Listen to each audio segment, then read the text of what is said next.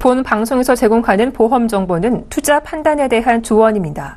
보험 펀드 등의 가입은 투자자 자신의 판단과 책임에 따라 그 결과가 투자자 본인에게 귀속됨을 양지하시기 바랍니다.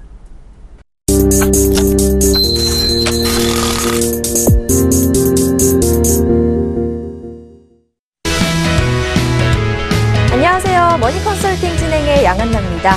자산운용에 성공하는 지름길은 뭘까요?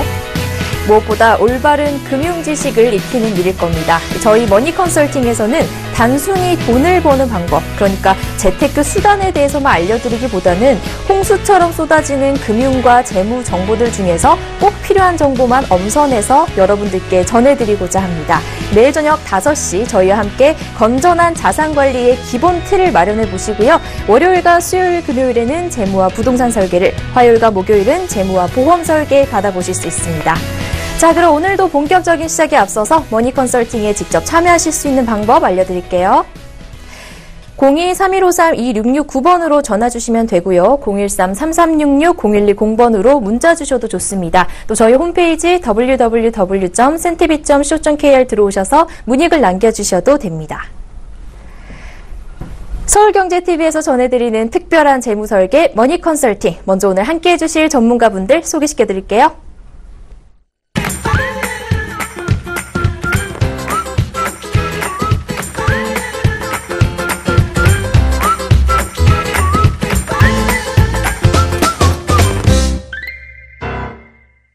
네, 오늘 이 시간 재무와 보험에 관한 이슈 점검과 알찬 정보 전해드릴 분들입니다. 키움에스 플래너의 정윤영 지점장과 박태훈 팀장 나와주셨습니다. 안녕하세요. 네, 안녕하세요.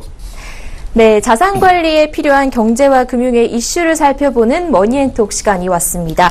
오늘 머니앤톡 시간에서는 재테크를 할까 아니면 자산운용을 할까라는 주제로 이야기 나눠볼 텐데요.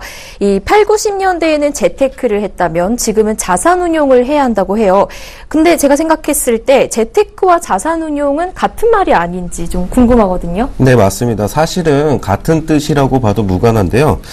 두 단어, 다 자산을 불리는 것을 말하는 것인데요. 다만 재테크라는 것은 재물에서 재자와 테크놀로지, 기술의 합성어라고 볼 수가 있는데요. 다시 말하면은 재물로 부리는 기술이라고 할 수 있습니다. 이것은 즉 무슨 얘기냐면은 재물을 어떠한 곳에다가 투자를 했을 때 이 자산을 불리는 기술이라고 할 수가 있는데요. 즉 자산운용이나 재테크나 같은 의미의 뜻인데 자산운용은 여기에서 조금 더 고급스럽고 올바른 표현이라고 볼 수가 있는 것입니다. 네, 그리고 이제 굳이 재테크와 자산운용을 좀 구분을 해본다고 한다면 재테크는 첫 번째 목적이 그냥 수익률입니다. 수익률. 높은 수익률을 달성만 하면 재테크는 성공하는 거죠. 근데 자산운용은 수익률도 수익률이지만 그 목표하는 수익률을 달성하기 위해서 위험관리를 동반해서 하는 겁니다. 그러니까 무작정 그냥 투자만 하는 것이 아니라 내 목표를 갖고 자산을 알뜰하게 운영하는 것이죠. 자, 우리 MC님 부모님 세대들. 네. 재테크 제일 원하는 수단이 뭐였을까요? 저희 부모님 세대요? 예. 저희 부모님 세대라면 아무래도 부동산이 최고였을 것 같은데요. 그럼 이제 20, 30대들은 어떤지 궁금한데, MC님도 20, 30대. 네. 시잖아요. 좀 네. 어떠세요? 주변이나 뭐 친구들이나 이렇게 보면. 근데 저희는 아무래도 아직 젊은 세대고 취업한 지도 얼마 안 됐다 보니까 이렇게 목돈을 갖고 있지 않잖아요. 그렇죠. 그러니까 작은 돈으로도 좀 할 수 있는 게 주식이나 펀드 이런 쪽을 주로 하더라고요. 20대 분들 그러시고. 네. 우리 박대훈님 30대. 네. 어떠세요? 30대도 마찬가지로 사실은 이러한 비슷한 이유로 20대와 같은 비슷한 이유로 그 부동산보다는 금융상품을 선호하고 있습니다. 근데 반대로 지점장님 40대 같은 경우는 어떠신가요? 예, 40대, 20대, 30대 비슷합니다. 예, 비슷한 상황인데 다만 이제 마지못해서 하는 게 좀 많습니다. 왜냐하면 아직까지 투자라고 한다면 저희 세대들도 아직까지는 부동산을 선호하는 게 사실이에요. 근데 현실적으로 하지 못하고 있는 것 뿐이라 어쩔 수 없이 이제 저희 세대 같은 경우도 좀 금융 쪽을 좀 선호할 수밖에 없는, 그러니까 상황상 어쩔 수 없이 그렇게 됐는데, 물론 이제 이유가 있죠. 예, 과거에 80년대, 90년대 같은 경우는 나라가 그 경제 성장률이 굉장히 높았습니다. 젊은 세대들은 잘 모르시겠지만, 새마을 운동 열심히 했었죠. 개발 5개년 계획, 이런 것들 많이 했었고요. 그때는 경제가 굉장히 빠른 속도로 발전을 했었고 그러다 보니까 당연히 물가도 굉장히 높은 속도로 발전을 했습니다. 상승률도요. 근데 물가랑 연결된 게 바로 자산의 가치인데 그러다 보니까 그 당시에는 집만 사놓으면 돈이 불어났습니다. 아마 이 방송을 보시는 50, 60대 분들은 아마 다 아실 거예요. 그래서 내가 원하지 않아도 내가 거주하는 집만 제대로 사놓으면 자동으로 투자가 가치됐습니다. 근데 지금은 이제 그러지 못했죠. 근데 그러다 보니까 50, 60대 분들은 그런 시기를 거치면서 그런 경험들이 있다 보니까 아직까지도 좀 부동산을 많이 선호하시는 반면 그걸 보고 자라온 40대 같은 경우도 아직까지 영향이 있어서 부동산을 선호를 합니다만 어쩔 수 없이 금융을 선택할 수밖에 없는 상황이 됐고요. 이제 문제는 이제 10년 전부터 2000년대 들어오면서부터 금리가 점점 하락을 했죠. 그 당시만 해도 5.5, 4.5 이 정도 금리였는데 지금 이제 1%대 금리다 보니까 지금은 뭐 경제도 성장률이 많이 멈춘 상태고 물가도 많이 올라가지 않고 그러다 보니까 자산가치 흔히 말하는 부동산도 뭐 가격이 예전처럼 높이 올라가기 힘든 상황이고 그래서 어쩔 수 없이 지금 금융을 선택할 수밖에 없는 상황이 돼버린 거죠. 그리고 지금 현재로서는 부동산이 오를 대로 올라와 있는 상황에서 집을 구매를 하시는 분들이 높은 이자를 내고 그러니까 즉 물건가에서 너무 많은 부분을 대출을 쓰다 보니까요. 굉장히 매달 내야 되는 대출 상환금이 너무나 올라와 있는 상황이었어요. 그러다 보니 매달 내가 지출로 써야 되는 생활비가 그만큼 줄게 되는 것이죠. 이 부분에 대한 부담 때문에 부동산보다는 금융 상품 쪽으로 많이 빠져 있는 상황이고요. 그리고 예전 같은 경우는 집이 사실 부동산이라는 것처럼 굉장히 재테크의 최고 상품이 없었죠. 그러나 지금 현재로서는 그 부동산이 앞으로 그만큼 올라갈 거라는 기대를 반드시 보장이 되는 부분이 아니기 때문에, 주식이라든지 펀드라든지 아니면 부동산 역시도 이 손실에 대한 리스크가 존재한다라는 점, 그 위험 관리를 통해서 얼마나 우리가 자산 운용을 해야 되는지 이러한, 필수가 되어버렸습니다. 네, 그래서 이제는 무조건 수익률을 우선하는 재테크보다 위험 관리를 함께하는 자산 운용을 해야 된다는 말인 것 같은데요. 근데 이 자산 운용을 한다는 게 또 말처럼 쉽지는 않잖아요. 네, 그러니까 맞습니다. 재무 설계를 그 전에 해야 한다고 했는데 네. 재무 설계는 어떻게 하는 건가요? M심리 같은 경우에 혹시 재무 설계라는 거를 받아보시거나 아니면 혹시 이런 재무 설계하면 떠오르시는 게 있으셨나요? 저는 아직까지 재무 설계 받아본 적 없는데 네. 제 주변에서 재무 설계를 해주겠다라고 하면서 보험만 가입을 시킨다 이런 얘기들이 있더라고요. 네, 사실 맞습니다. 굉장히 현실적으로 말씀을 해주셨는데요. 이 재무설계라는 단어를 보험사에서 굉장히 많이 쓰고 있는데요. 이 재무설계라는 것은 쉽게 말씀드리면은 우리가 수입 대비했을 때 지출의 비율을 조정을 한다라고 보시면 돼요. 그런데 이 비율을 조정을 하다가 우리 같은 경우는 사실 재무설계라는 것은 쉽게 말씀드리면은 지출을 줄이고 그에 반해서 우리가 저축할 수 있는 금액을 늘려주는 이런 역할을 하는 건데 이 부분을 전부 다 보장성 보험으로만 해결을 해주고 그렇지 못한 곳, 예를 들어서 증권사라든지 아니면은 은행 같은 곳에서 또 재무 상담을 받게 되면은 이러한 것들이 어떤 투자가 좋다라는 상품을 추천만 받는 경우가 많거든요. 이런 관리를 받지 못하셨던 점, 그냥 추천받고 어떤 그 상품만 가입을 받으셨던 점, 이런 부분으로 봤을 때, 이제 보험에서 재무 관리를 해주겠다, 하겠다 하면서 보장성 보험만 리모델링을 하고, 그리고 필요한 연금적인 부분, 이런 부분으로 나머지 차익을 너무 과도하게 보험사의 상품으로만 가입이 되다 보니까 이 모든 게 이렇게 생각하시는 분들이 많이 생겨나게 되었습니다. 사실 이제 그것만 또 문제가 아닌 게 지금 말씀하신 것처럼 재무설계라는 거는 내가 앞으로 얼만큼의 돈이 들어갈지 이런 것들을 계산해서 이런 돈을 이렇게 운영하시면 당신이 원하시는 자금을 이렇게 만들 수 있습니다. 이런 거를 좀 제대로 설명을 해주면 괜찮은데 재무설계라고 하고 보험설계사분들이 가서 그런 거에 대한 대안이라고 그럴까요? 그런 것도 정확하게 알려주질 않아요. 정확하게 알려주면 상담하는 사람들도 굉장히 만족도라든가 신뢰도가 굉장히 좋아질 텐데 그런 것도 없이 마치 해줄 것처럼 얘기하지만 앞에서 정확히 말씀해 주셨죠. 그런 것도 없고 자산운용 방법도 전달해 주지 못하고 거기다가 그런 걸 못하니까 관리 방법은 아예 가르쳐 주지도 못하고 그러면서 끝에는 결국은 보험 하나 더 가입해라 이렇게 해버리니까 상담을 받는 사람 입장에서 내가 도대체 지금 재무설계를 받은 건지 아니면 보험설계를 받은 건지 이 모르는 착오가 발생이 되는 거죠. 그러다 보니까 당연히 신뢰도가 지금은 많이 떨어지는 상태고요. 그러니까 결국은 이제 재무 설계를 해준다고 해놓고 보험만 가입을 시키니까 그렇죠. 이 보험에 대해서 좀 안 좋은 이미지가 생기기도 하거든요. 그렇죠.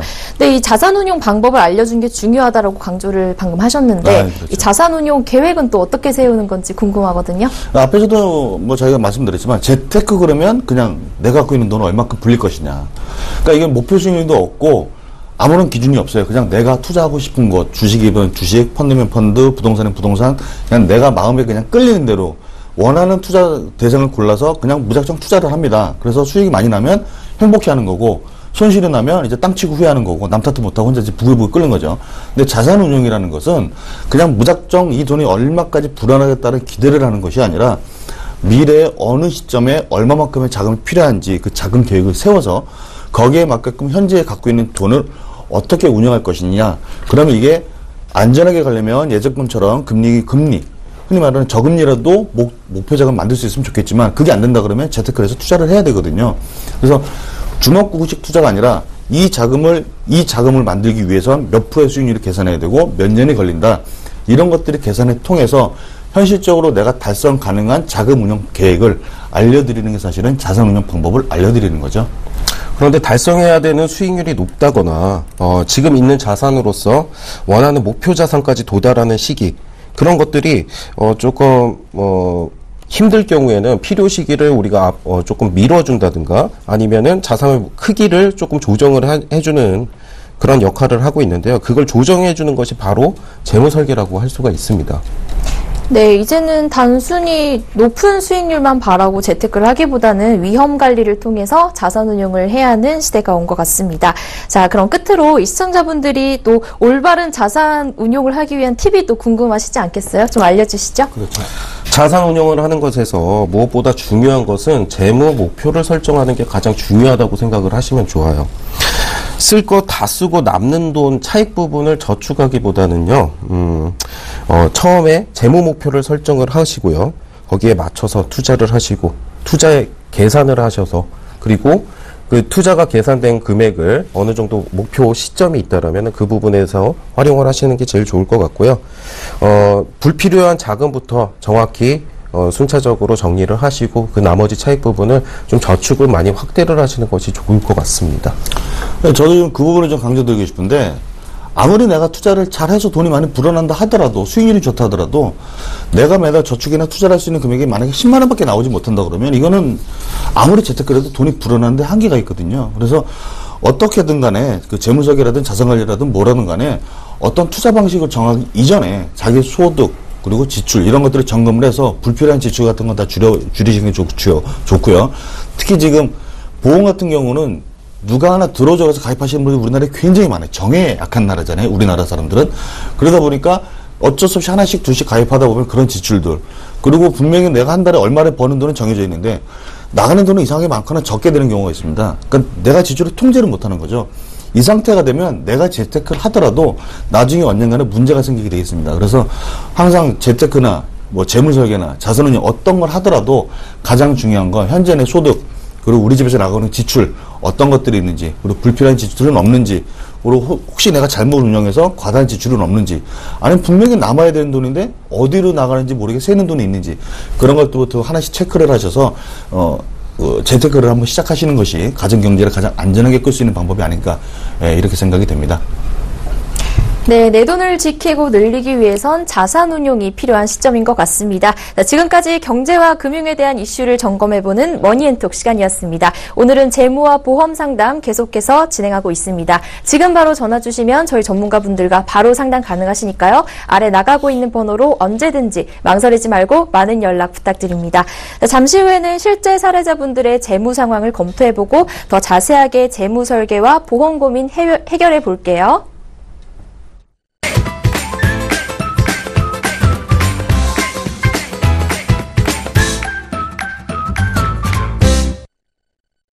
네, 이번 시간은 수입 지출의 관리부터 어떻게 하면 더 나은 재테크를 할 수 있을지 사례를 통해 알아보는 재무와 보험 컨설팅 시간입니다. 자, 그럼 첫 번째 상담자님 사례부터 살펴볼게요. 안녕하세요. 50을 앞두고 있는 주부입니다. 아이 키우고 먹고 살기 위해 바쁘게 살다 보니 어느새 50세가 눈앞에 있네요. 이젠 더 늦기 전에 미래를 준비해야 될 것 같아요. 요즘 아이들은 취직도 힘들다고 하는데 딸 결혼까지는 도와주고 우리 부부의 노후도 준비를 해야 될 것 같은데 어떻게 해야 할까요? 네, 오늘은 50세를 앞두고 계신 주부가 사례자님으로 나오셨는데요. 딸의 결혼까지는 도와줄 수 있겠다. 하지만 우리 부부의 노후 준비는 어떡하냐 이런 걱정을 하고 계신 것 같습니다. 지점장님께서 이 사례자분 상황은 어떤지 좀 알려주시죠.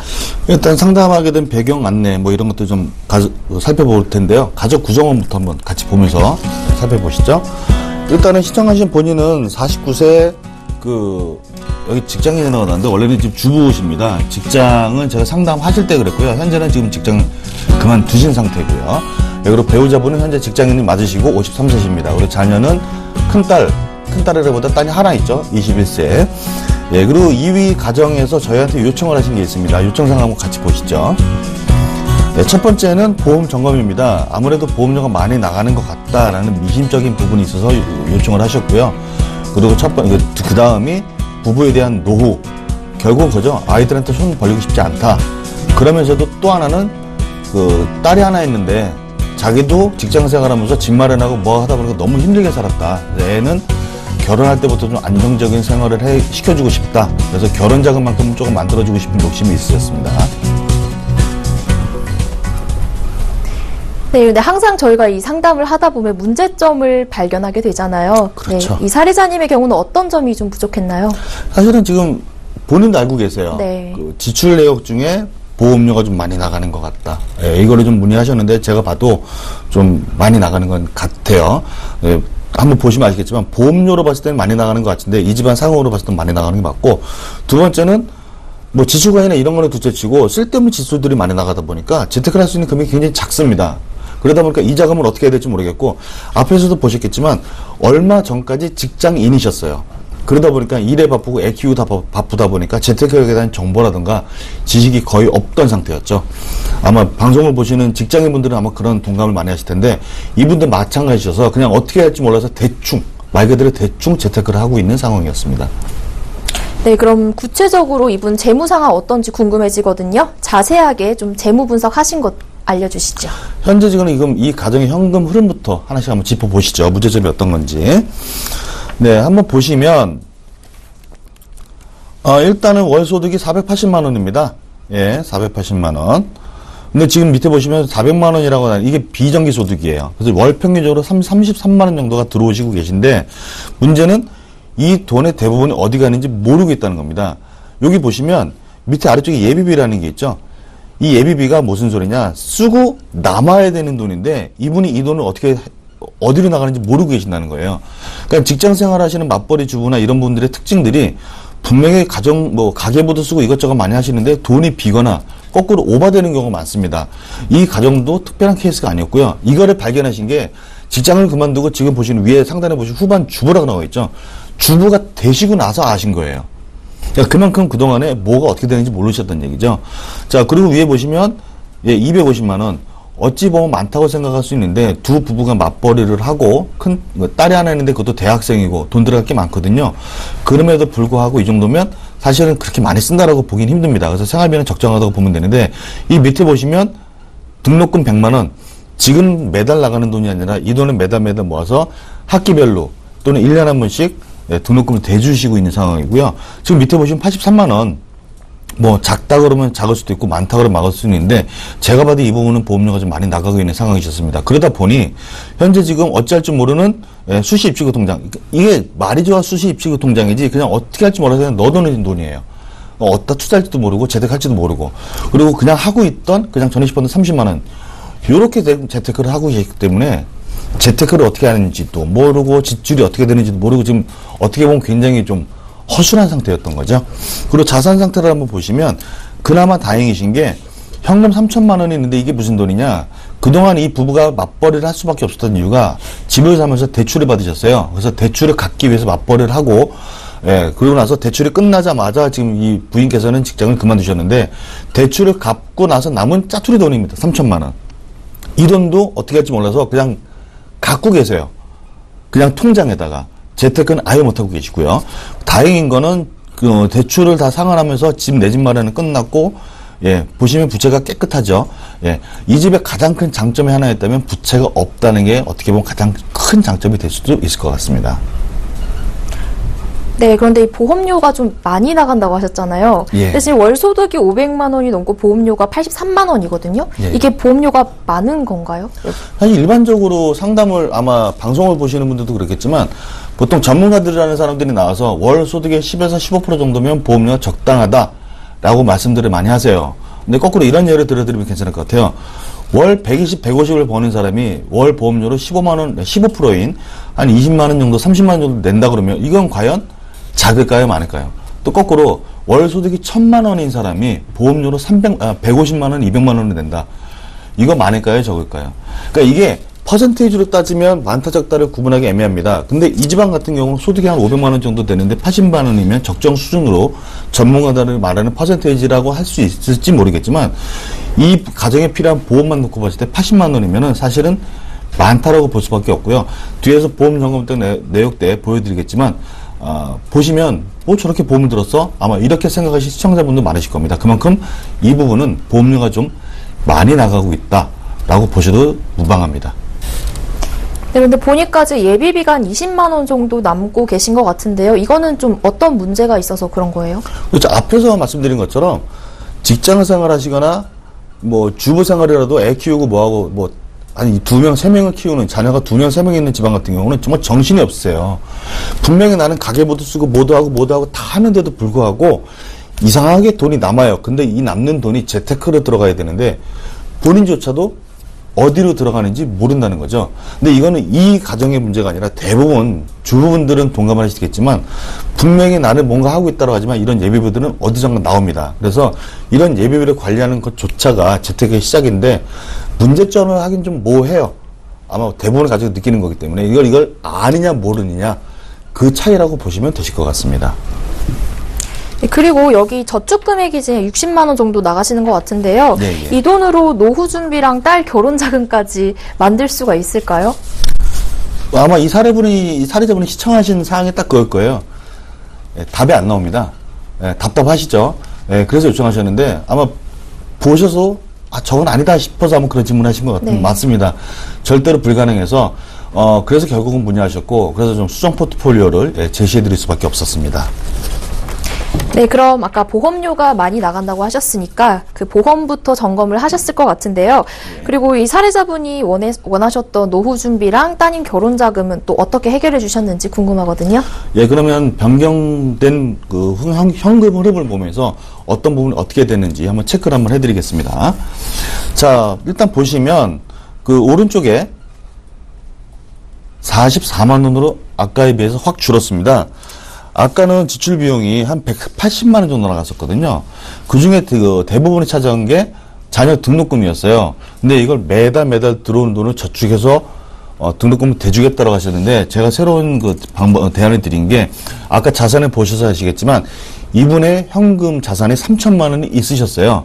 그래서 이거는 썩히지 말고 그냥 예적금이나 수시 입축 통장에 이런 데 넣어 놓으시면서 이 돈으로 등록금을 해결을 하자라고 해서 지출 비용을 제가 그냥 날려버렸습니다. 그러다 보니까 일단은 여기 자녀 보시면 자녀 등록금 부분이 없습니다. 그래서 월 100만 원을 재테크를 할 수 있는 자금 마련했고요. 보험을 보시면 아까 83만 원 정도 나가는데 거의 절반 가량으로 제가 줄여드렸거든요. 이 부분은 제가 뒤에 한 번 더 체크 한번 해드리겠고요. 자, 그러다 보니까 지출이 많이 줄어들었죠. 이 부분이 다 재테크로 들어갔습니다.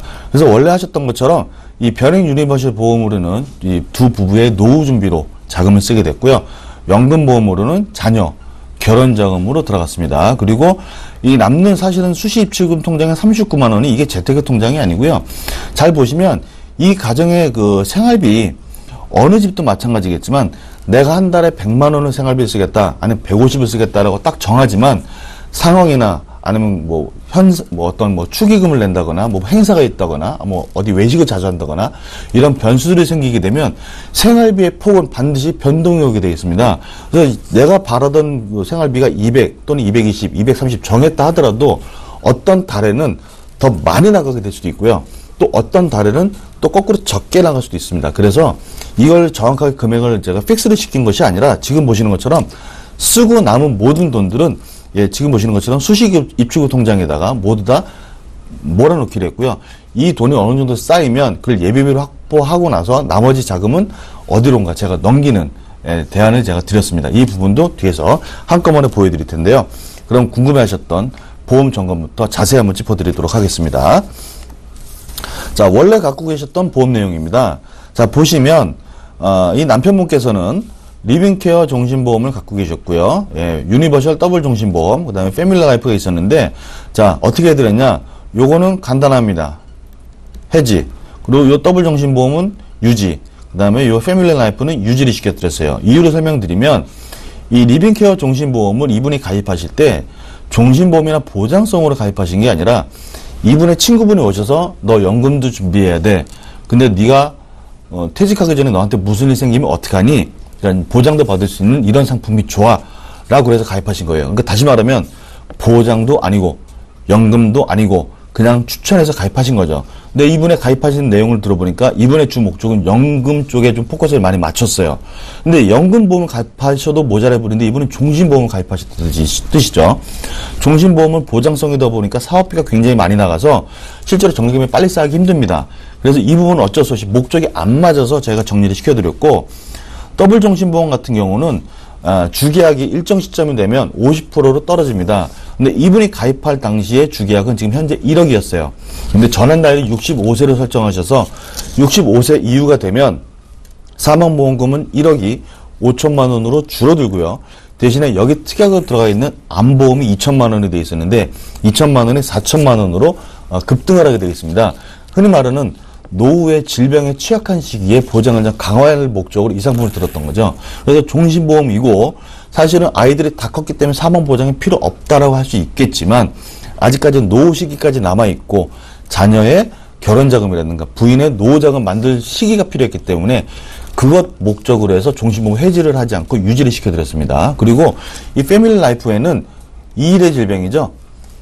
뇌졸중, 그 다음에 급성신경의색이 2천만 원씩 들어가 있었고 여기 실손보험이 들어가 있었습니다. 그래서 이 두 보험을 합치면 사망보장, 장애보장, 그다음에 암보장, 그 다음에 2대 질병이라고 그러는 뇌졸중, 급성신경의색, 그 다음에 실손보험까지 충분히 잘 들어가 있었기 때문에 이 보험은 당연히 유지를 하시라고 그럴 수밖에 없었고요. 예, 이 두 번째 부인보험도 똑같은 케이스로 들어가 있었습니다. 남편분도 마찬가지고 이 부인도 그래서 보험은 그냥 유지를 하시라고 말씀드렸고요. 따님이 퍼펙스타에 93,000원짜리가 들어있었는데 보험료만 놓고 보면 좀 많이 들어가 있는 건 사실인데 내용을 들여다보니까 암 진단금하고 그다음에 2대 질병이라고 그랬던 뇌졸중 급성신경의색이 2천만 원이 아니라 3천만 원씩 각각 들어가 있으셨고요. 그리고 실손보험도 들어가 있으셨고 실손보험 자체가 갱신이라는 건 아마 방송을 보시는 분들은 다 아실 겁니다. 그래서 그 갱신보험료를 어느 정도 해지를 하기 위해서 일부러 적립보험료를 한 2만 원 정도 넣어 놓으셨더라고요. 그래서 이 보험은 당연히 보험상 문제가 없었기 때문에 당연히 유지. 그래서 결국은 이 가정의 보험을 봤을 때 전체적인 리모델링이 아니라 이 CI 보험 하나만 저희가 해지를 시켜드렸습니다. 그러면 보험으로 해서 현재 지금 83만 원 가량 나가고 있던 것들을 이 금액은 빼다 보니까 앞에서 보신 것처럼 44만 원 정도의 보험료로 확 줄어들 수가 있었던 거죠. 그래서 전체적인 내용을 한번 쭉 훑어드리겠습니다. 포트폴리오죠. 자, 앞에서 말씀드린 것처럼 부부의 노후자금 월 100만 원 변액 유니버셜 보험으로 들어오는데 잘 보시면 각각 들었습니다. 각각. 계약자, 수익자, 남편, 피보험자를 자녀로 해서 50만 원이 들어가셨고요. 계약자, 수익자, 피보험자, 본인이라고 그러면 이 사연을 시청하신 여자 주부분이시죠. 예, 주부 이름 앞으로 50만 원을 들었습니다. 이 이유는 아직까지는 생계를 주도하고 있고 가족 소득의 대부분이 차지하고 있기 때문에 사망보장이 좀 필요하다라는 것 때문에 남편을 넣으려고 했었으나 문제는 이 계약은 유지를 했으면 좋겠다. 내가 문제가 생겨도 이런 바람이 있어서 결국은 자녀한테 넣었고요. 예, 이건 당연히 배우자한테 넣을 수밖에 없었는데 이렇게 하면 장점이 뭐냐? 남편이 계약자 수익자이기 때문에 연금에 대해서 돈을 납부하고 돈을 받는 것도 남편분이 받습니다. 단 연금의 지급은 이 피보험자를 기준으로 합니다. 다시 말하면 자녀가 사망하지 않는 이상 이 연금을 개시하는 순간은 죽을 때까지 돈이 나옵니다. 누가 죽을 때까지 이 남편분, 시청자분의 남편분이 아니라 이분의 따님이 죽을 때까지 돈이 나옵니다. 현재 지금 따님이 21세예요. 만약에 연금은 45세부터 개시가 가능한데요. 100세 보증으로 연금을 개시하게 되면 최소한 55년을 받을 수가 있습니다. 그러니까 아버님이 생사 여부와 상관없이 따님만 사망하지 않다고 한다면 55년의 연금을 받을 수가 있는 거죠. 그래서 굉장히 많은 금액을 길게 받을 수 있었고요. 그리고 굳이 피보험자를 남편 아닌 부인으로 했던 이유는 대부분이 동감하시겠지만 남자보다 여자가 더 오래 삽니다. 그래서 남편분께서 말씀하시길 내가 먼저 죽으면 그 다음에 이 와이프는 어떡하느냐. 이것 때문에 부인을 피보험자로 해서 연금 목적으로 변액 유니버셜 보험을 가입했고요. 단 이 상품을 가입한 그 조건이 있었습니다. 저랑 이 변액 유니버셜 보험은 투자 상품입니다. 그래서 펀드 관리를 정확하지 않으면 돈이 불어나질 않아요. 그래서 이 사례자께서 저한테 1년 동안 펀드 운용 관리 방법을 배우고 그 다음에 수술하겠다는 동의를 받고 나서 이 상품을 가입하셔서 수수료 수익률 관리를 목적으로 들어갔고요. 두 번째 자녀 결혼 자금 월 100만 원. 이건 연금 보험으로 가입했는데 좀 많이 의문을 가지시겠지만 이 100만 원을 매달 계속 낼 수 있는 금액이 아니라 앞으로 4년에서 5년 정도밖에 돈을 납부를 못 하시는 상황이었어요. 그러다 보니 왜냐면 퇴직이 언제 될지 모르기 때문에. 그래서 5년 납으로 가입을 하시고 5년 납이 끝난 이후부터 이 거치 기간은 복리로 계속 굴러가게 해서 이 따님이 언제 결혼하던 간에 적립금을 무한대로 굴릴 수 있게끔 제가 해드렸고, 다만 피보험자를 남편으로 한 이유는 이 연금보험도 사망하게 되면 적립금과 사망보장금이 같이 나옵니다. 그래서 이 남편분께서 말씀하셨던 내가 죽더라도 다른 고생시키고 싶지 않다. 이런 목적이 있으셔서 피보험자를 남편으로 해서 연금보험으로 자녀 결혼자금 마련해 드렸고요. 그리고 마지막인데 다 쓰고 남은 아까 돈 있죠. 지출 전에 이거는 생활비를 쓰고 지출 다 쓰고 남은 금액을 무조건 수시 입출구 통장으로 넣기로 했습니다. 근데 이 잔고를 무한정으로 불리는 게 아니라 밑에 보시면 500만 원까지만 잔고를 쌓고 500만 원 넘어가는 금액은 이 나머지 금액에 대해서 연금으로, 그래서 노후자금을 좀 더 보장하는 쪽으로 자금 이동을 시켜드리도록 했습니다. 네, 이 보험 점검 하나하나 세세하게 해주신 것 같은데요. 네, 보험을 점검 받으려고 하면 보통 이제 리모델링을 해준다 하면서 또 새로운 보험 가입을 권유하기도 하고 그러거든요. 그렇죠. 근데 이 사례자분은 지금 CI 종신보험만 해지를 하고 리모델링은 안 하셨거든요. 사실은 보험을 가입하시고 나서 많은 분들이 리모델링 그러면 무조건 다 좀 방송에서 적합한지 표현인지 모르겠지만 이 밭갈듯이 갈아 엎잖아요. 근데 설계사들이 그래서 이걸 먹는데, 보험이라는 게 잘 가입돼 있고 필요한 부분이 잘 들어 있으면 그걸 오히려 없애고 뭐 좀 더 보장을 강화한다거나 뭐 보완한다는 이유만으로 새로 가입하는 거는 오히려 계약자분들한테 더 큰 손해입니다. 그래서 가능하면 뭐 점검을 하든 리모델링을 하든 기존 보험을 최대한 살리는 것이 가장 중요한데, 이 가정 같은 경우도 보시면 보장상 내용이 전혀 문제가 없었어요. 다만 CI 보험이 목적에 안 맞는 상품이기 때문에 그냥 해지를 권유해드린 것 뿐이지, 다른 보장에만 문제가 생겼다면 아마 이 가정도 전체적인 리모델링을 했을 텐데 이분은 보장에는 문제가 없었던 케이스였죠. 네, 그리고 좀 특이한 점이요. 이 자녀 결혼 자금 마련을 연금으로 추천을 해주셨는데요. 연금으로 들어서도 결혼 자금을 모을 수가 있나요? 사실은 그 시청자분도 좀 의아해하셨던 부분인데요. 방송을 보시는 분들도 같은 생각을 하시겠지만 현재 지금 예적금의 금리가 너무 낮죠. 그렇다고 투자를 하자니 좀 불안하고, 앞에서 말씀드린 것처럼 이분의 그 문제점은 직장 생활하고 애 키우느라고 재테크에 대한 정보가 전혀 없었어요. 그나마도 이 변액 유니버셜 보험 같은 경우는 투자 운용 관리를 저한테 배우시겠다는 그 동의를 받고 들어가셔서 가입을 해드린 건데, 그 밖에 펀드나 이런 쪽에 대해서는 지금 굉장히 두려워하셨고요. 예적금으로 금리가 낮고, 그러다 보니 어떻게 하면 좀 돈을 안전하게 굴릴까. 그리고 결혼이라는 게 정해진 날짜가 있는 게 아니라 정말로 눈이 맞아서 마음만 맞으면 언제든 결혼할 수 있잖아요. 근데 거꾸로 이제는 노처녀도 많잖아요. 흔히 말하는 30대 중반 골드미스들, 이렇게 될 수도 있기 때문에 돈을 그냥 보관할 수 있는 장소가 어딘가. 그래서 찾다가 보니 결국 연금보험밖에 방법이 없었고, 그나마 연금 보험회사의 저축보험 같은 경우는 금리가 높죠. 그리고 복리가 적용되고요. 그래서 이분한테는 맞겠다 싶어서 권해드렸습니다. 네, 이 비슷한 내용으로도 고민 중이신 시청자분들 많으실 것 같은데요. 관련 자산관리 팁이나 컨설팅 포인트 정리해 주시죠. 네, 제가 너무 시간을 많이 잡아먹은 것도 짧게 말씀드릴게요. 재테크의 모든 시작은 앞에서도 보신 것처럼 소득 대비 지출을 어떻게 관리하느냐. 그래서 지출을 내가 어디에 어떻게 하고 있느냐 체크하시는 게 가장 중요합니다. 그렇게 해서 불필요한 지출 줄이시고요. 그게 보험이면 정리하시고, 재테크를 내가 잘못했다. 나한테는 투자가 맞는데 난 지금 저축을 하고 있다 그러면 그 방향을 바꾸셔야 되는데, 그 첫 번째가 먼저 지출 관리고요. 두 번째는 앞에서 말씀드린 것처럼 내 상황에 맞게 금융상품을 선택하라. 적금이 좋다 가입하고, 뭐가 좋다 가입하고, 이게 아니라 나에게 맞는 상품이 뭔지 전문가들한테 상담을 받고, 투자 성향이나 이런 것들을 분석을 통해서 나에게 가장 최적화된 상품이 무엇인지 골라서 가입하시는 길이 손실도 막을 수 있고, 또 재테크도 좀 더 풍요롭게 하실 수가 있을 것 같습니다. 네, 소득 대비 지출 관리와 나에게 맞는 상품 선택하기 중요한 것 같습니다. 자, 이렇게 첫 번째 사례자님 재무 설계에 통한 솔루션 확인해 봤고요. 저희 머니 컨설팅에서 제공하는 정보는 투자 판단에 대한 조언일 뿐 해당 상품의 가치와 수익률은 보장하지 않습니다. 현명하게 선택하셔서 투자하시기 바랍니다. 자, 그리고 저희 계속해서 무료 상담 진행하고 있으니까요. 아래 나가고 있는 번호로 무료 전화나 무료 문자 주시면 언제든지 상담 가능하십니다. 자, 다음은 박태훈 팀장과 함께 컨설팅 사례를 통해 재테크 노하우 알아볼 텐데요. 어떤 내용인지 먼저 화면으로 살펴보실게요. 안녕하세요. 두 딸을 키우고 있는 직장 여성입니다. 앞으로 두 딸의 학업을 지원해주고 싶지만 돈이 부족해서 보험을 해지해야 될 것 같은데 뭐부터 어떻게 해야 할지 모르겠네요. 네, 두 딸을 키우고 계시는 직장인 여성분의 사연이었는데요. 이 자녀 둘을 키우기에 정말 만만찮을 것 같습니다. 보험 해지까지 고민을 하고 계신 것 같은데요. 팀장님께서 이 사례자님 상황 어떠셨는지 좀 자세하게 설명 부탁드릴게요. 네, 이분 같은 경우는 사실 굉장히 좀 가슴 아픈 사연을 오늘 제가 좀 소개를 시켜드리려고 해요.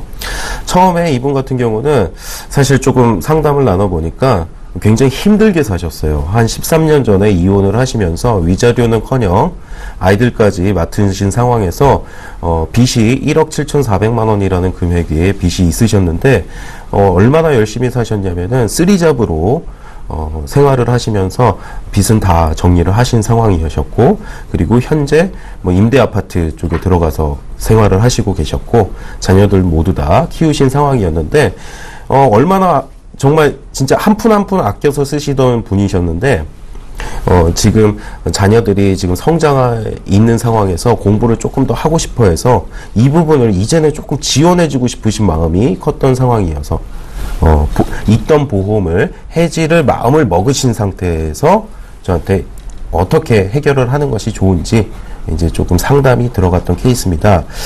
가족 구성원 같은 경우에는 본인 직장인 47세, 그리고 자녀 직장인 24세, 자녀 둘째 자녀인 고시생 21세, 그리고 40대 죄송합니다. 상담 시의 요청 사항은 어떻게 되셨냐면요. 보험 리모델링을 생각을 하셨고요. 그리고 첫째 딸 교육비, 그리고 첫째 딸이 임대 아파트가 되면서 임차 보증금을 또 지원해야 되는 3천만 원을 마련해야 됐고요. 그리고 둘째 딸 교육비 지원을 어떻게 해야 될 것인지 이런 부분에 대해서 초점을 맞추고 제가 상담을 했습니다. 네, 우선 빚을 가시고 계셨던 건 해결이 됐는데 앞으로 또 자녀들 학업 지원에 들어갈 돈이 필요하신 것 같아요. 좀 더 자세하게 이분 상황 설명 좀 부탁드릴게요. 네, 우선 화면을 보시면요. 처음 상황에 제가 만나 뵈었을 때 수입은 월 360만 원이셨어요. 급여는 지금 현재로선 투잡을 하고 계시고요. 지금 사무직으로 210만 원, 그리고 아침마다 우유 배달하시면서 90만 원, 그리고 보너스로 월 평균 60만 원 정도 발생을 하셔서 수입은 월 360만 원이신 상황이셨고요. 자산은 임차보증금 5,400만 원, 그리고 저축보험으로 완납이 되신 1,300만 원을 가지고 계셨고요. 그리고 부채는 2,100만 원이신 상황이셨습니다. 지출은 월 생활비는 130만 원이 발생하고 계셨고요. 일반 지출에서는 보험료, 부채 상환금, 자녀 교육비, 토탈 184만 원, 저축 75만 원이 이루어진 상황에서 지출이 지금 수입보다 높으신 상황이셨습니다. 네, 제가 봐도 이 수입보다 지출이 더 많은 상황에서는 어떤 것도 할 수가 없을 것 같거든요. 네. 그리고 언뜻 봐도 이 가족 3명이 내는 보험료 치고는 80만 원이 넘게 나간다고 하면 좀 많이 나가는 것 같거든요. 네. 이 보험부터 좀 해결을 해야 될 것 같은데요. 이제 준 전문가 다 되셨는데요. 말씀하신 대로 하나하나 제가 좀 살펴보도록 하겠습니다. 우선 제가 이 사례를 건들 때 생활비 부분은 터치를 하지 않는 방향으로 갔고요. 그 다음 일반 지출과 저축 부분을 조금 상세하게 들여다보았습니다. 자, 우선 3인 가족으로 봤을 때 보험료가 너무 지나치게 높으셨어요. 그 이유인 즉슨 어떻게 가입하셨는지를 다 여쭤봤어요. 왜냐면은 이 보험료 이 세 분 가족 구성원의 보험 증서를 보다 보니까 엄청나게 많았어요. 몇 개였냐면은 22개의 상품을 가입하고 계셨거든요. 왜 이렇게 많이 가입하고 계세요? 여쭤보니까, 처음에는 이혼하셨을 때 불안감이 너무 높으셨대요. 그때 이제 올케 언니께서, 좀 보험을 하고 계셨는데, 이거 필요하다, 저거 필요하다. 이게 보험이 저축이라고 생각을 하고, 그래, 나도 필요해. 혹시나 내가 아침에 일 갈 때 어떤 사고를 당했을 때 자녀들한테 어떤 이런 불안감 때문에 보험을 하나하나 계속 가입을 하셨대요. 그러다 보니까 22개가 되셨고 보험료가 굉장히 높으셨거든요. 84만 원 저한테도 굉장히 높다라는 생각이 들었습니다. 그래서 보험료 역시도 좀 정리하는 방향으로 갈 거라고 말씀을 드렸고, 부채 상환금 역시 6만 원이셨는데 만기일시 상환이셔서 부채 상환금은 낮으셨어요. 낮으신 상환인데 어떤 게 숙제냐면은 부채 상환금 2,100만 원에 대한 만기시 상환이기 때문에 언젠가는 갚아야 되는 돈이라는 거죠. 하지만 이것을 갚을 수 있는 능력 자체가 지금 현재로서는 없다 라고 판단을 했기 때문에 이 부채 상환금을 좀 정리를 해드리려고 목표를 세웠습니다. 그리고 자녀 교육비 95만 원, 둘째한테 지금 올 초부터 95만 원씩 발생하고 계신 상황이었고요. 저축은 청약저축 25만 원 중에서 지금 현재로서는 각 가족 구성원마다 5만 원, 5만 원, 15만 원 들어가고 계셨거든요. 어머님은 이미 임대 아파트에서 거주하고 계시기 때문에 필요가 없으신 상황이고, 그리고 첫째 역시 이번에 임대 아파트가 되면서 임차 보증금은 필요하나 이제 더 이상 청약저축은 필요 없어질 계획. 그리고 둘째만 필요한 상황이어서 5만 원으로 정리를 좀 할 거고요. 그리고 변액연금, 연금저축, 저축보험 역시나 조금 생각하셨던 연금과는 조금 맞지 않은 상품으로 구성되어 있었습니다. 지금 우선 해결할 부분에서 제가 보험료를 정리를 하기 시작을 했어요. 자, 보험료 정리하고 변액연금, 연금저축, 저축보험 모두 다 정리를 했을 때 해지환급금은 6,200만 원이 되셨습니다. 이 상황에서 어머니 굉장히 많이 우셨어요. 이게 환급이 나중에 이제 돌려받는 돈, 투입 대비 해지환급금이 매우 적으셔서 굉장히 속상해 하셨는데, 이 부분을 조금 더 정확히 해결해 드리기 위해서 지금 제가 조금 이따가 다시 한번 설명을 드리도록 하겠습니다. 네, 이 보험은 이 점검을 통해서 좀 리모델링이 필요하겠다라는 생각은 했었는데요. 네, 현재 하고 계신 재테크도 전부 정리해야 할 필요가 있었나요? 네, 사실은 저희가 이런 상담을 들어갔을 경우에는 어떤 상품을 가지고 계시면 그 상품을 최대한 좀 살려서 활용하는 방향으로 가려고 하는데, 보험 개수가 너무 많으셨어요. 너무 많다 보니까 여기서 필요한 부분이 찔끔, 여기서 찔끔 하다 보니까 다 살려야 되는 거예요. 심지어는 운전자 보험도 2개 가지고 계시고요. 운전자 보험에서는 사실 운전자 보험은 중복으로 드실 필요가 없으신데도 불구하고 필요한 사항이 2개에서 나눠서 들어져 있는 상황, 이런 것들을 토대로 전부 다 묶을 필요가 있었고, 살리다 보면은 보험료가 너무나 올라가다 보니까 이 부분을 조금 정리를 해야 됐습니다. 네, 그랬군요. 근데 이 정리하신 걸 보니까 이제 아예 새로 시작하는, 새 출발을 하는 그런 기분이 드는데요. 네. 이렇게 새로운 재테크 구성을 하기 위한 또 기초 작업이 필요할 것 같은데, 네. 무엇부터 시작하는 게 좋을까요? 우선은 이 해지환급금으로 어떻게 되는지 좀 보여드릴게요. 해지환급금을 가지고 이 부채 2,100만 원 중에서 부채 상환을 먼저 했습니다. 4,100만 원을 부채 상환을 하시고 나머지 4,100만 원이 남아있는 상황인데요. 이 중에서 아까 말씀드렸던 대로 임차 보증금 큰딸에게 3,000만 원이 필요하신 상황이었어요. 그래서 필요하신 상황이었고, 일반 지출에선 보장성 보험 빠져 있고, 그 다음에 저축자금이 나머지가 빠져 있는데, 우선 임차보증금을 지원을 했습니다. 그래서 임차보증금 자산에서 8,400만 원이 되셨고요. 나머지 금액을 가지고 수시 입출금 통장에다 넣었습니다. 그리고 예금 1,100만 원을 쥐고 있는 상황인데요. 여기에서 수시 입출금 통장으로 둘째 달에 앞으로의 교육비 지원금 정도를 생각을 하시면 될 것 같고요. 그 다음에 보장성 보험료는 제가 30만 원으로 새로 리모델링해서 들어간 상황이고요. 그리고 저축 같은 경우는 아까 말씀드린 대로 청약저축이 너무 과도하게 이루어져 있어서 5만 원으로 좀 정리를 했고요. 그 다음에 적금은 50만 원으로 설정을 했는데요. 이것은 이유를 계산하지 않고 일반적인 적금으로 해드렸습니다. 이 적금은 앞으로 첫째 달에 발생할 교육자금으로 활용할 계획이고요. 그 다음 매달 들어가던 적금이 들어가지 못하는 상황이 되겠죠. 그리고 변액 유니버셜 보험으로 앞으로의 연금 부분을 좀 준비를 하실 계획이시고, 그리고 연금 보험은 40만 원을 넣어드렸던 거는 지금 현재 이 어머님한테 매달 들어가고 있는 20만 원씩의 어떤 지원금 정도를 이것으로 조금 해결을 할 생각이에요.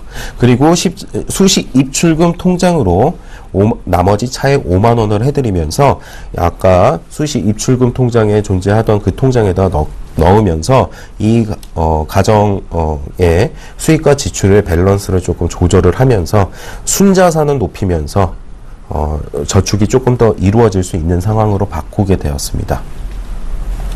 네, 생활비를 제외하고 지출과 재테크의 대부분을 리모델링을 하시게 됐는데요. 그럼 이 사례자님께서 원하는 내용을 모두 다 만족시켜드리기 위해서는 또 어떻게 리모델링 하셨는지 궁금해지거든요. 우선은 첫 번째로 원하셨던 부분에서 임차 보증금 3천만 원 부분을 해결을 했고요. 두 번째 수시 입출금 통장을 통해서 이제 둘째 달에 그 교육비 지원을 해드렸고, 첫째 달에 교육비 지원을 앞둬서 예금과 그 다음에 적금을 통해서 지원할 수 있는 부분을 마련해드렸어요. 이렇게 함으로써 첫 번째 처음에 그 의뢰자께서 의뢰하셨던 내용을 모두 다 만족했고 순자산이 올라가게 된 것이죠. 네, 그럼 이 비슷한 내용으로도 고민 중이신 시청자분들 위해서 자산관리 팁이나 컨설팅 포인트 정리해 주시죠. 우선은 보험이라는 것도 그렇고 일반 지출에서 가장 많은 부분을 차지하고 있는 것이 보험입니다. 대부분의 가정이 그럴 거예요. 이 보험이라는 거는 목적성에 맞춰서 가입하는 게 가장 중요하거든요. 그런데 대부분 분들께서 보험 가입을 어떻게 하시냐면은 주변에 사실 이 부분은 조금 짚고 넘어가고 싶습니다. 이제 보장성 보험 10만 원짜리 하나만 해줘 이렇게 가입 많이 하시는데요. 10만 원짜리 그래 이 정도는 나한테 할 수 있지 하고 가입들 많이 하세요. 그러나 이 10만 원이 쌓여서 나중에는 부담되는 비용으로 다가오고요. 이 비용들이 왜 부담되게 다가오냐면은 사실은 굉장히 비싼 상품을 할부로 구매하시기 때문에 이런 상품들이 굉장히 부담으로 다가옵니다. 즉 내가 보장성 같은 경우는 만기 환급금 내가 돌려받는 금액이지 하고 저축 대신에 이런 보장성 보험으로 저축을 하시다 보면은 나중에 결국은 이 보험이 해지가 돼야 되는 상황이 다가오면은 굉장히 이제 그때 가서 이제 어떤 가입을 유도했던 설계사를 욕하게 되는데요. 그러기보다는 내가 꼭 이 상품을 가입해야 되는 이유에 맞게끔 지금 현재로서는 소비자들이 어느 정도는 공부를 할 필요가 있다고 생각을 해요. 거기에 맞춰서 내가 필요한 상품이 아닌 경우에는 조금 가입을 조금 다시 한번 생각을 해보시고, 그리고 더 이상의 이제 조금 도움을 주기 위한 보험 가입은 좀 자제를 해주시는 게 좋지 않을까 이런 생각을 많이 하게 되었습니다. 네, 꼭 필요하고 나에게 꼭 맞는 보험 상품에 가입하는 게 정말 중요한 것 같습니다. 네, 두 번째 사례자님 재무 설계 이렇게 해봤고요. 저희 재무 보험에 관한 시청자분들의 상담 고민 계속해서 받고 있으니까요. 아래 나가고 있는 번호로 언제든지 연락 주시면 됩니다. 자, 그럼 오늘 컨설팅 사례 정리하면 보실게요.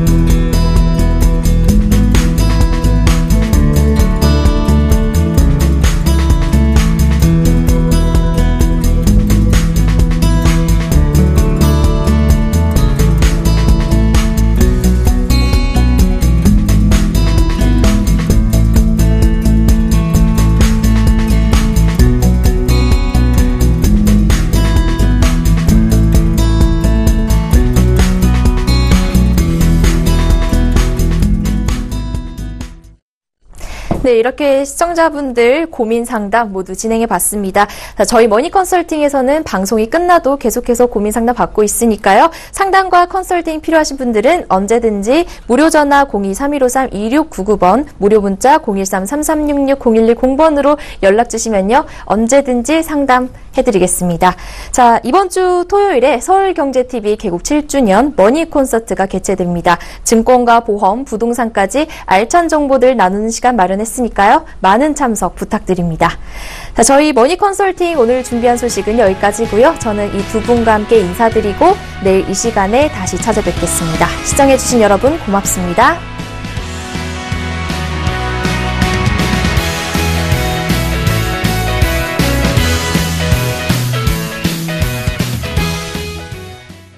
본 방송에서 제공하는 보험 정보는 투자 판단에 대한 조언입니다.